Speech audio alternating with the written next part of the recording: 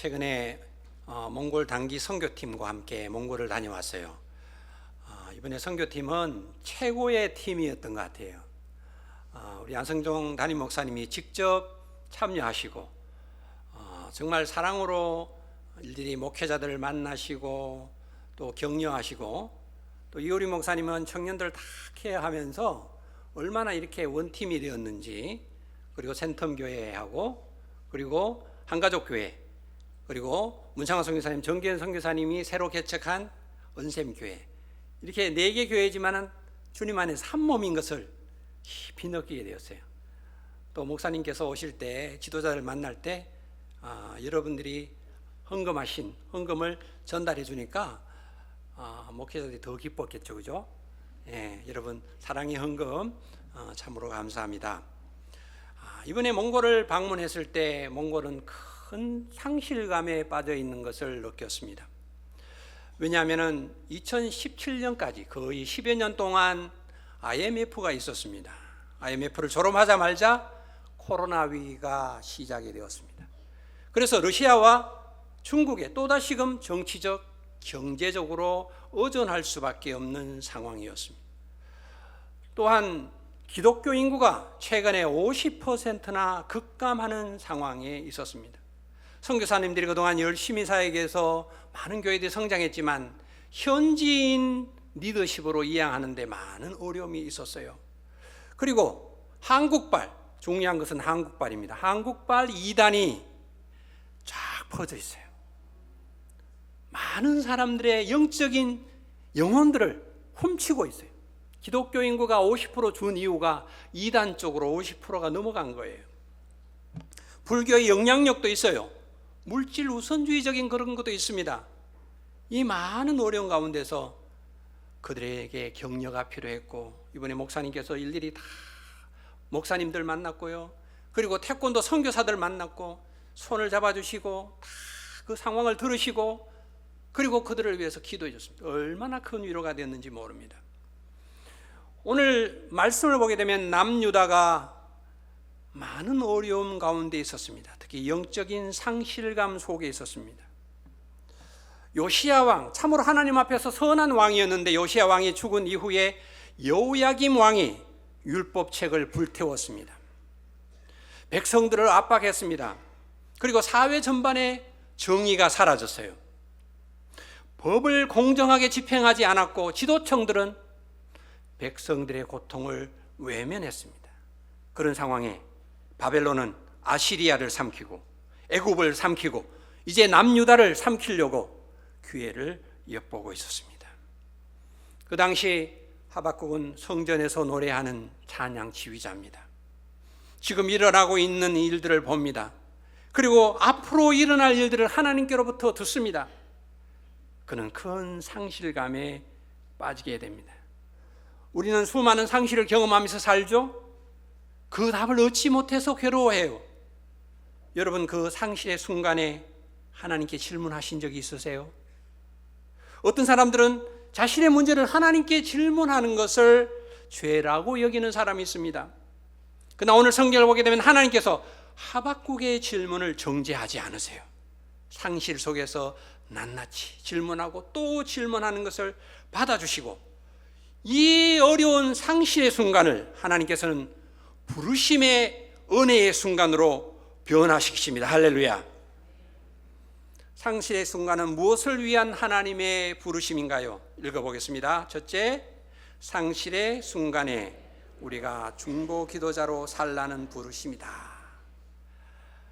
하박국은 남유다의 악행, 공의의 상실을 목격했습니다. 하나님께 그는 첫 번째로 질문합니다. 하나님, 공의가 실종되었습니다. 악인이 형통하고 의인이 고통당하는 이유가 무엇입니까? 자신의 고통 때문에 불만을 토로한 것이 아니었습니다. 하나님의 뜻은 어디에 있습니까? 하나님의 뜻을 알 때 절망하지 않을 이유를 발견할 수 있기 때문이었습니다. 또한 하박국은 그의 질문은 유대인들을 위해서 중보 기도로 이어지고 있습니다. 하박국서 2장 1절을 우리 다 같이 크게 봉독하겠습니다. 시작. 내가 내 파수하는 곳에 서며 성루에 서리라. 그가 내게 무엇이라 말씀하실는지 기다리고 바라보며 나의 질문에 대하여 하박국이 하나님께 질문하는데 어디서 질문합니까? 성루에 서서 질문합니다. 성루는 파수하는 곳입니다. 저기에 오는 것을 파수하는 것이죠. 하박국은 그 높은 곳에 올라가서 그 힘든 마음을 추스리고 하나님 앞에 나아가서 기도합니다. 하나님께 질문합니다. 하나님, 이 백성들의 죄악, 이 백성들이 앞으로 당할 상실, 이것을 어찌해야 됩니까? 오늘 본문에 보게 되면 어찌하여라는 말이 너무나 많이 나오고 있어요. 그런 상황에서 하나님께서 그에게 중보자의 부르심을 주십니다. 백성들의 죄악을 회개하도록, 그리고 하나님의 뜻을 구하도록, 긍휼을 구하도록 그런 사명을 하나님께서 주시는 것입니다. 3장 2절에도 보게 되면 하나님께 그가 간구합니다. 하나님, 주의 일을 수년 내에 부흥케 하소서. 부흥이라는 것은 죽은 것 같이 다름없는 것을 살리는 것이에요. 이스라엘이 죽은 것 같은 상황이에요. 상실과 절망과 공의가 없는 그런 상황에서 죽은 것 같은데 하나님 살려달라. 하나님만이 살려줄 수 있습니다. 마치 여러분 에스겔의 어떤 마른 뼈를 향해서 기도하는 것과 같습니다. 하나님, 이 뼈를 살려주십시오 하는 것 같습니다. 또한 하박국은 진노 중에라도 긍휼을 잊지 마옵소서. 앞으로 임할 많은 상실을 경험하게 될 텐데, 바벨론이 침입해 오면 많은 어려움을 겪게 될 텐데, 하나님 제발 긍휼을 베풀어 주십시오라고 기도하고 있는 거예요. 여러분도 현재 그리고 앞으로 당할 많은 상실의 순간이 있을 줄 압니다. 그 순간에 낙심하지 말고 중보자로 사시기를 주님의 이름으로 기원합니다. 상실의 순간은 무엇을 위한 하나님의 부르심인가요? 우리 같이 읽겠습니다. 상실의 순간에 그의 믿음으로 살라는 부르심이다. 하박국은 하나님으로부터 답을 받지 못했어요. 너무나 답답했어요. 성경에 보면 에스겔서도 보면 하나님께 기도했어요. 에스겔도 거의 동시대 사람이 아닙니까? 에스겔은 5년을 기다렸어. 5년을. 하나님이 답이 없었던 거예요. 자, 하나님께서 하박국에게 답을 하셨어요. 1장 6절에서 11절에 보게 되면 불의한 유다의 죄 때문에 상실을 경험하게 될 것이다. 바벨론을 일으킬 것이라고 말하고 있어요. 하박국 3장 16절을 읽어볼까요? 시작.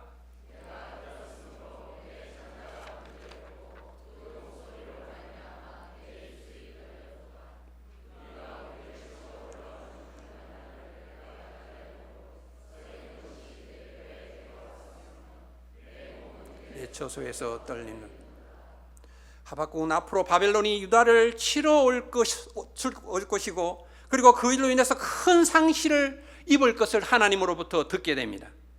여기 오늘 본문에 보게 되면 석이게 하는 것, 마음속에 근심으로 괴롭게 하는 것이 있었습니다.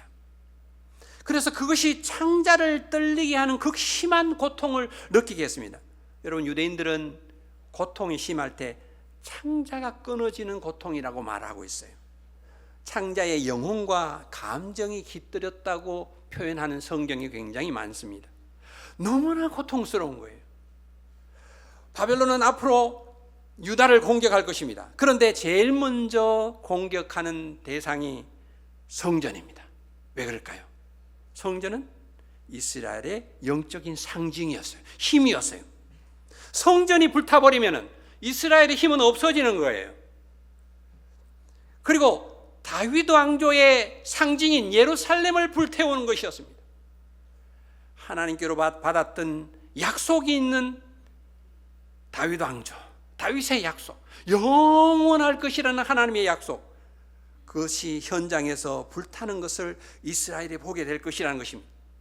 그리고 다음 세대들, 이스라엘의 청년들, 다니엘과 에스겔 같은 청년들이 잡혀갈 것이다. 이름이 바뀌고 언어가 바뀌고 종교를 바꾸려고 하는 바벨론의 모략을 하나님께서는 보여주셨습니다. 그래서 3장 16절에 있는 말씀을 말하고 있는 거예요. 17절에 있는 말씀을 말하고 있는 거예요. 포도나무에 열매가 없을 거라는 거예요. 감람나무에 열매가 없을 거라는 것입니다. 여러분, 포도나무는 이스라엘을 상징하죠. 감람나무는 이스라엘 백성의 자녀를 상징합니다. 여러분, 시편에 보게 되면 이 감람나무에 대해서 아주 잘 표현하고 있어요.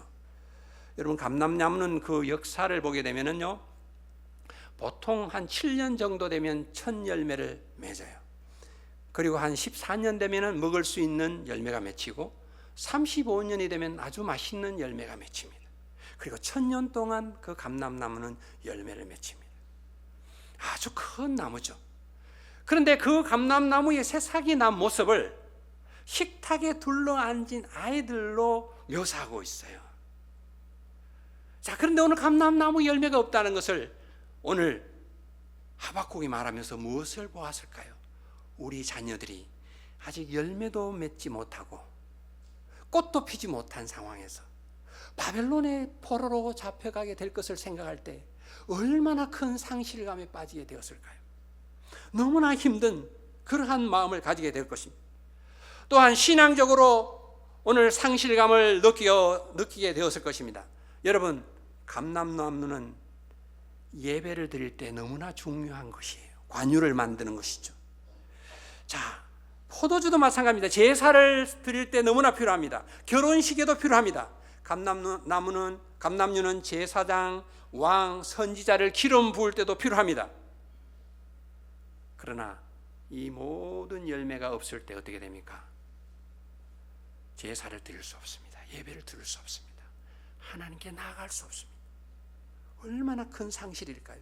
유대인에게 제사가 없다는 것만큼 큰 상실이 어디 있겠습니까? 유대인의 공동체, 그 공동체가 무너지게 될 것이라는 거예요. 가축이 없어요. 여러분, 가축은 유대인들에게서 너무나 중요합니다.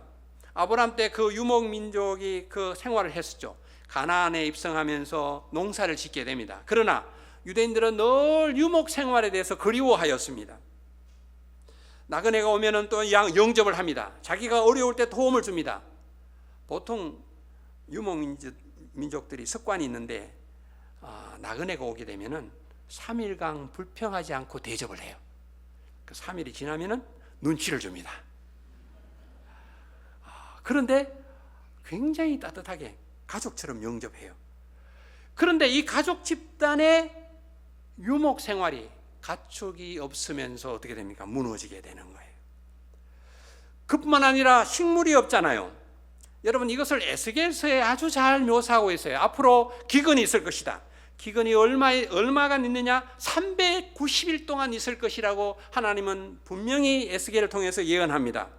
그리고 그때 너희들이 보리떡을 만들어 먹을 거라고 말합니다. 그런데요, 유대인들은요, 결코 보리떡을 만들어 먹을 때 한 가지 곡물로만 보리떡을 만들어 먹었어요. 근데 에스겔서를 보게 되면 밀, 보리, 콩, 팥, 조, 귀리를 섞어서 만든다는 거예요. 그럼 건강에 좋겠네 이렇게 생각하잖아요. 근데 유대인들은 결코 섞지 않는데요. 먹을 것이 없으니까 들판에서 곡물들을 주워가지고 조금 떡을 만들어서 먹는 거예요. 390일 동안. 그러나 390일이 지난 다음에 양식이 바닥납니다. 어떻게 되었을까요? 성경에 보게 되면은 자기 자식을 잡아먹게 되는 거예요. 여러분, 그 시대 사람들이 겪게 될 상실이 얼마나 클까요? 자기 자식을 삶아 먹으면서 그들이 평안했을까요? 그렇지 않습니다. 여러분, 이 상실을 그 문화에서 보게 되면은 종족도 무너지고 가축도 없고 소망도 없었습니다. 생존권이 모두가 잃어버린 거예요. 지금의 말로 말하면 통장의 영혼이 되는 것이죠. 여러분, 통장에 영혼이 찍힌 적이 있습니까? 우리 교인들에게 물어봤어요. 영혼이 됐냐고 물으니까 너무 신나게 대답했어요.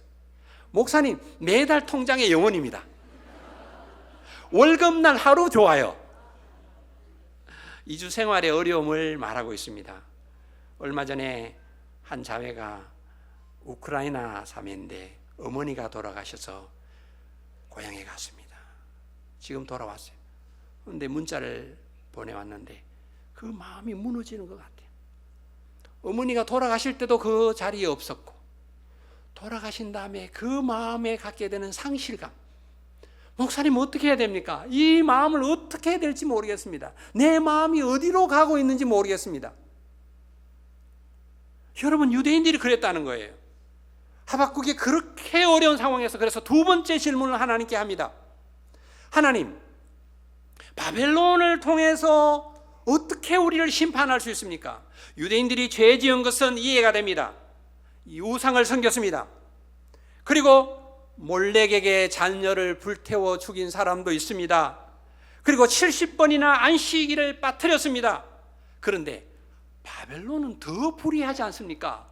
우리보다 더 나쁘지 않습니까? 그 나쁜 바벨론을 다 통해 가지고 우리 남유다를 심판하시더니 악인을 통해서 어떻게 의인을 심판하십니까? 라고 질문하고 있는 거예요.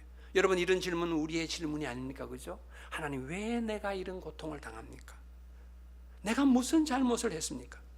그때 하나님께서 대답하십니다. 이 대답을 오늘 성경은 묵시라고 말하고 있어요. 다른 말로 말하면 비전이죠. 여러분, 이 묵시에 대한 말을 하면서 하박국 1장 1절에 놀라운 말을 하고 있어요. 하박국 원래 찬양 지휘자입니다. 1장 1절을 보게 되면 선지자로 말하고 있어요. 묵시를 받은 선지자예요. 평신도지만 하나님의 비전을 받은 이후에 그는 바뀌었습니다. 하나님의 부르심을 받았다는 거예요. 하박국에 주신 비전은 뭡니까? 성경을 읽어봅시다. 2장 4절 말씀을 같이 읽어보겠습니다. 시작.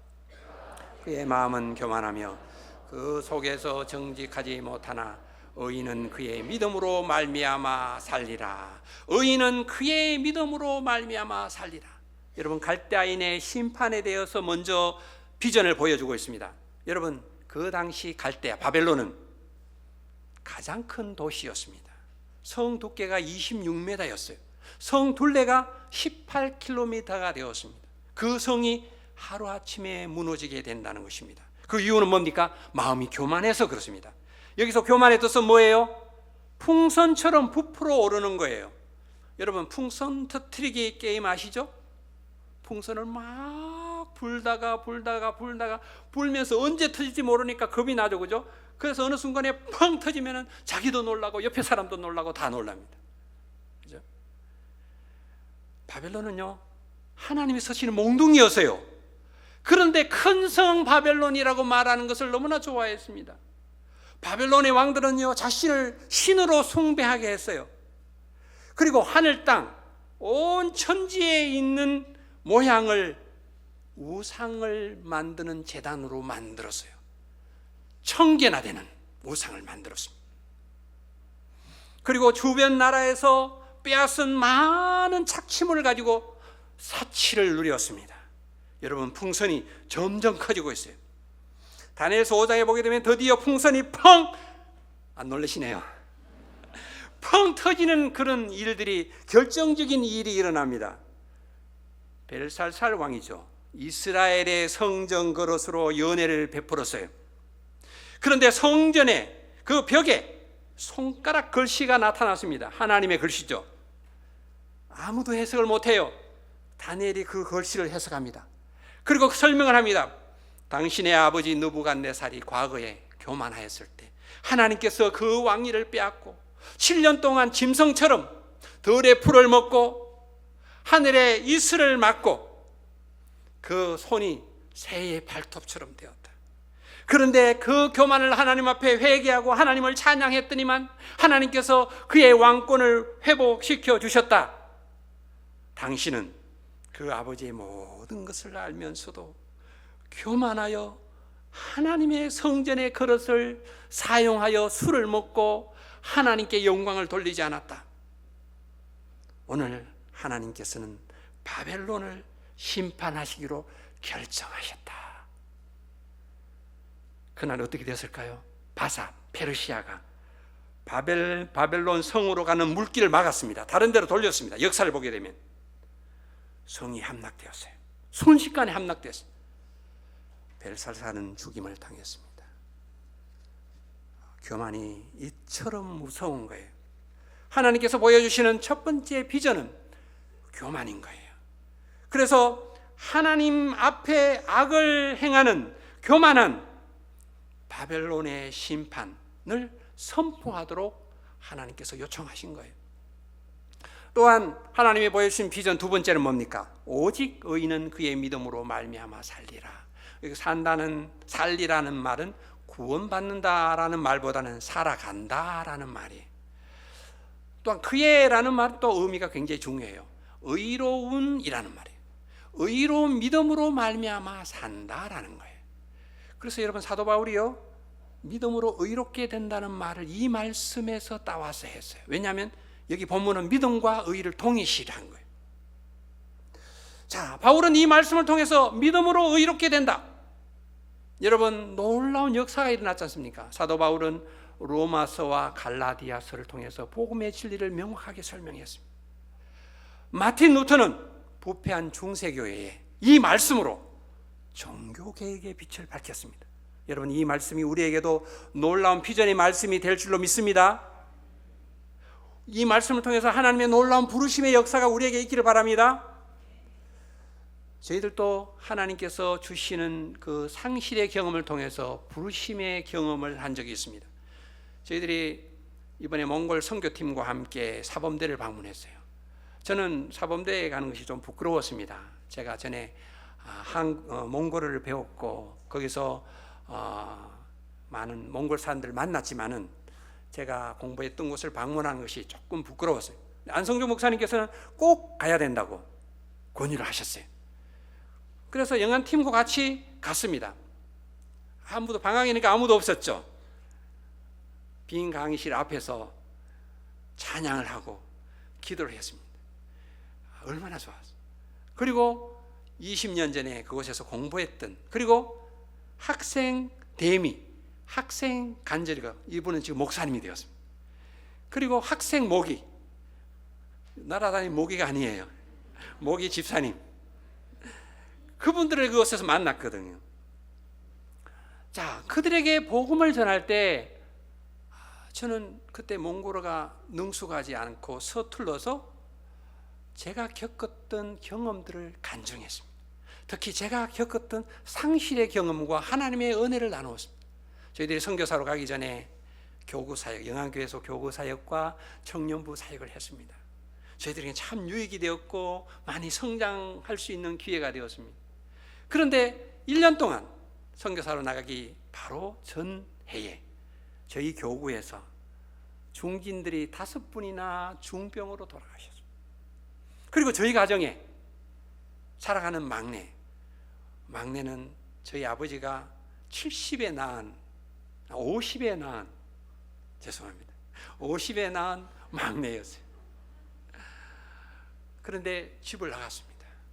소식이 없는 거예요. 저희 형제들이 찾아도 아무리 찾아도 찾을 수가 없었어요. 또 거기다가 저희 가정에는 그때 저희 형제들은 있고 자녀가 없었거든요. 형님이 결혼했는데 형수가 9번 유산을 했습니다. 미국에서도 수술을 했는데 2번이나 유산을 했습니다. 방법이 없는 거예요. 자, 이런 여러 가지 상황 속에서 하나님께서는 저에게 한 영혼의 소중함을 깨닫게 하셨습니다. 잃어버린 영혼이 얼마나 소중한지, 동생을 찾기 위해서 전국을 다 찾아다녔고 형수가 아이를 가질 수 있도록 기도했고, 정말 하나님께서 주시는 이 영혼이 얼마나 소중한 것을 깨닫게 되었습니다. 그러면서 저희들이 하는 제자 훈련이 참으로 은혜가 되고 도움이 되었습니다. 자, 그리고 선교사로 부름을 하나님께서 주셨습니다. 그리고 파송 직전에, 정말 직전입니다, 동생이 3년 만에 돌아왔습니다. 할렐루야. 그리고 형수가 임신을 했어요. 출산을 했습니다. 근데 7개월 만에 출산했어요. 근데 하나님이 살려주셨어요. 할렐루야. 이 호수를 몇 개나 꽂고, 그죠? 의사들은 죽을 수 있다고 얘기했는데 하나님이 살려주셨습니다. 자, 이런 경험을 통해서 하나님이 주신 마음이 뭐예요? 상실을 경험하지만 하나님께서 영혼을 소중히 여긴다는 거 아니에요?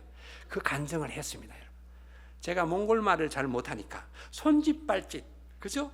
막 하면서 그들에게 간증을 했는데 그분들이 받아들였습니다.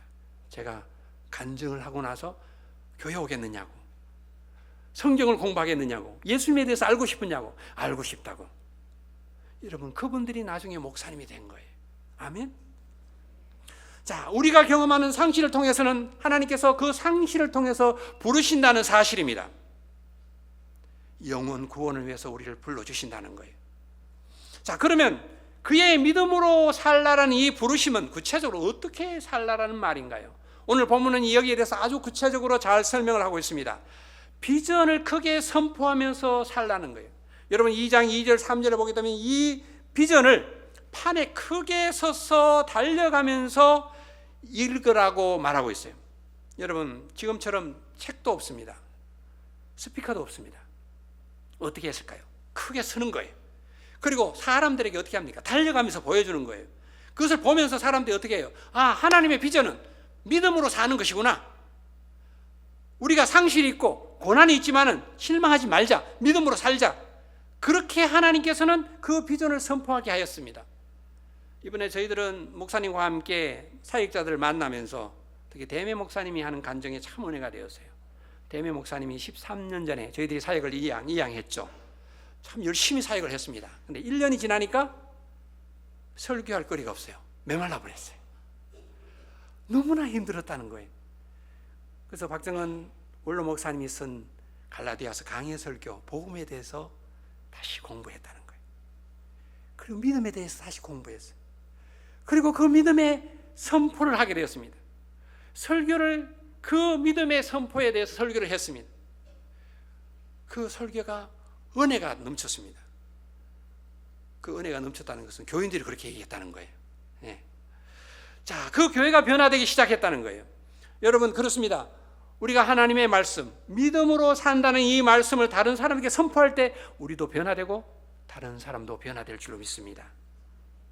자, 믿음으로 살라라는 이 말은 끝까지 기다리며 살라라는 말이에요. 2장 3절에 보게 되면 이 묵시의 특징이 있습니다. 정한 때가 있습니다.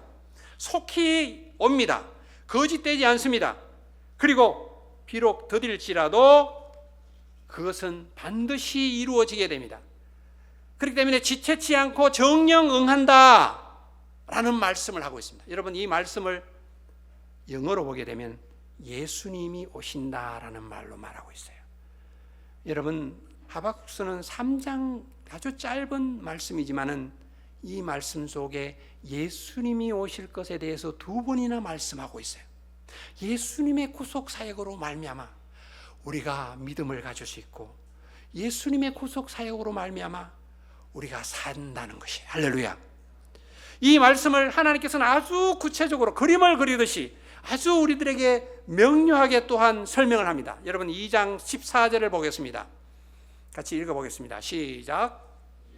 물이 바다를 덮은 같이 여호와의 영광을 인정하는 것이 세상에 가득함이니라. 그림을 그리듯이 말하고 있어요. 물이 바다를 덮은 같이. 여러분, 얼마나 충만한 거예요, 그죠? 여호와의 영광을 인정하는 것이 여호와의 영광을 아는 것, 그와 같은 뜻이에요. 세상에 가득하게 될 것이라는 거예요. 예수님이 오시면서 이러한 일이 생기게 될 것이라는 거예요. 근데 이 말씀 앞에 이는이라는 말씀이 있어요. 이는이라는 말은 그 앞에 있는 말을 설명하는 것이죠. 바벨론의 심판을 통해서 공의가 드러나지만 그러나라는 말이에요. 하나님께서 공의를 드러나게 하시는데 얼마만큼 공의를 드러나게 하시는가? 물이 바다를 덮은 같이 온 세상에 충만하게 그렇게 공의를 베푸십니다. 누구에게? 끝까지 기다리는 사람에게. 3장 16절의 말씀에 의하면은 그렇죠. 우리가 하나님의 말씀을 끝까지 기다리는데 고통이 있어도, 창자가 끊어지는 고통이 있어도 끝까지 기다리는 사람에게 하나님께서는 이 놀라운 은혜를 주신다는 것입니다. 할렐루야. 하나님께서 이렇게 놀라운 공의를 주시면 믿음이 있는 우리들은 어떻게 살아야 될까요? 자, 2장 20절 보겠습니다. 우리 크게 한번 읽겠습니다. 시작. 오직 여호와는 그 성전에 계신.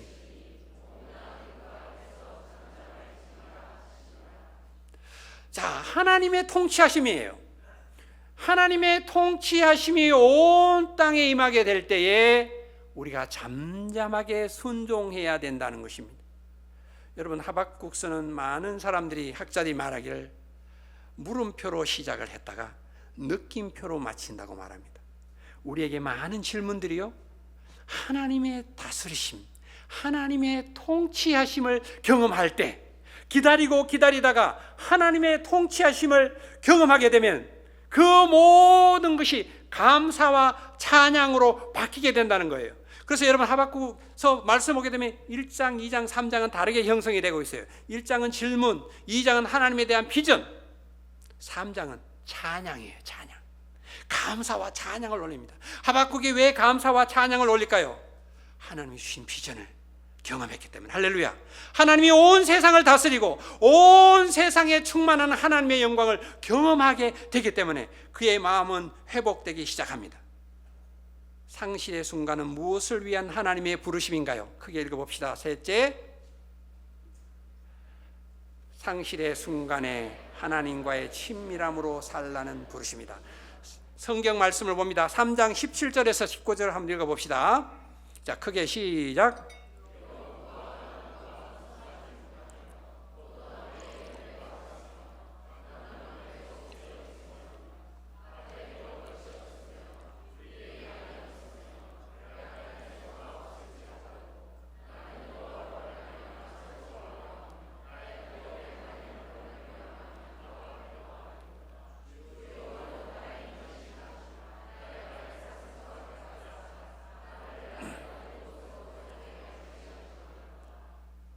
이 노래는 지휘하는 사람을 위해서 하나님과의 친밀함을 위해서 여호와로 말미암아 즐거워하라고 말씀하고 있습니다. 여러분, 세상의 즐거움은요, 맛있는 거 먹고 재미있는 영화를 보는 것, 쇼핑을 하는 것, 즐거움이라고 말합니다. 10점 만점에 5.89라고 말해요. 잠깐 있다가 없어져요. 근데 하박국이 말하는 즐거움은 오늘 본문에 보게 되면 나, 우리, 너라는 말이 굉장히 많아요. 뭐예요? 하나님과의 친밀한 관계에서 오는 거예요. 이것은 감출 수 없어요. 놀라운 역사. 여러분, 즐거움을 다른 사람에게 나눠보십시오. 놀라운 역사가 있어요. 또한 하나님과의 친밀함 뭐예요? 하나님의 구원을 기뻐하는 것이 힘이라는 말씀을 하고 있습니다. 여러분, 세상의 기쁨은 노력을 해서 얻는 기쁨이에요. 아이를 출산할 때 여러분 얼마나 기뻐요, 그죠? 운동 경기에서 금메달을 받으면 얼마나 기뻐요, 그죠? 10점 만점에 5.9, 즐거움보다 좀 더 많다고 말해요. 열심히 일해서 좋은 직장에 들어가면 기쁜 것이죠.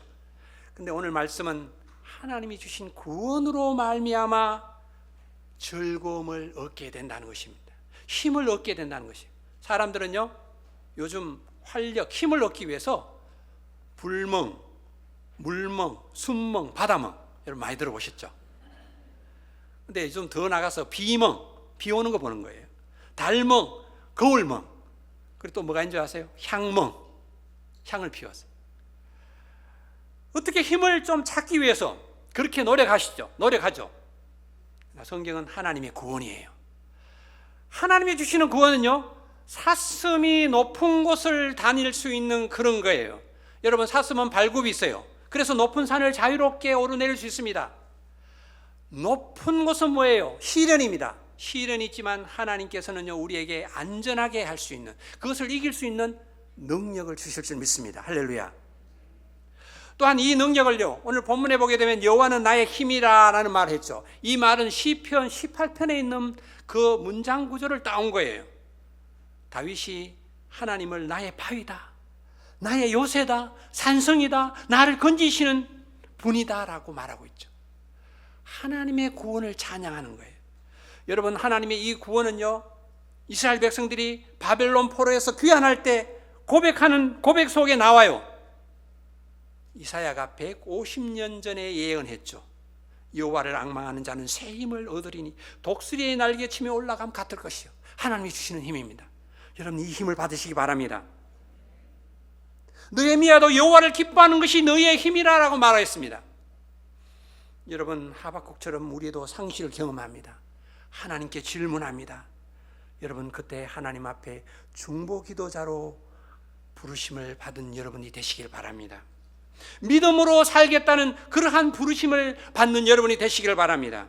하나님과 친밀한 관계를 회복하셔서 하나님께 새 힘을 얻는 여러분이 되시기를 주님의 이름으로 축원합니다. 우리 하나님께 찬양을 올리면서 오직 믿음으로 살리라 하는 이 찬양입니다. 오늘 말씀을 생각하면서 우리가 결신하는 시간을 갖도록 하겠습니다.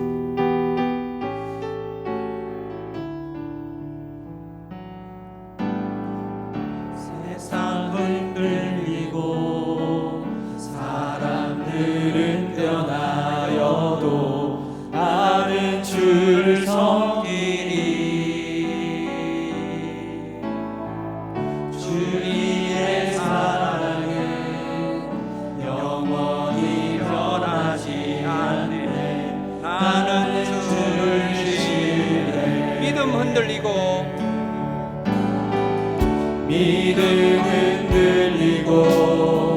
사람들 주를 떠나도 나는 주를 섬기리. 주님의 나라는 영원히 쇠하지 않네. 나는 주를 신뢰. 아멘. 오직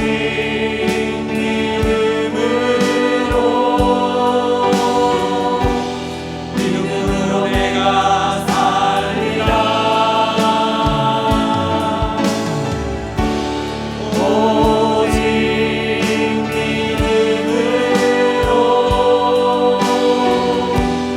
믿음으로 내가 살리라. 오직 믿음으로 오직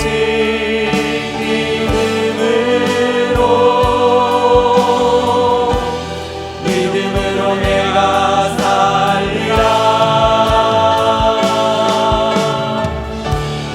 오직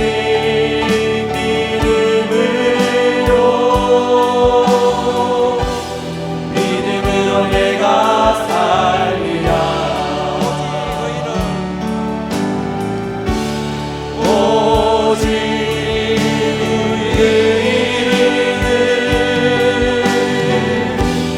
믿음으로 말미암아 살리라. 오직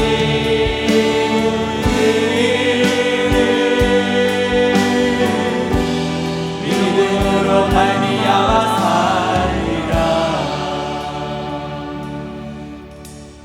오늘 우리가 말씀을 생각하면서 합심 기도를 하겠습니다. 우리도 많은 상실을 경험하지만 그 상실 가운데서 하나님의 부르심을 경험하시기를 바랍니다. 하나님, 나의 삶 속에 하나님의 부르심이 무엇입니까? 중보 기도자의 부르심을 받게 하여 주시옵소서. 오직 믿음으로 살겠다는 부르심을 받게 하여 주시옵소서. 오직 하나님과의 친밀함을 우선시할 수 있도록 해 주시옵소서. 우리 함께 한 목소리로 기도하시겠습니다. 사랑하는 하나님 아버지,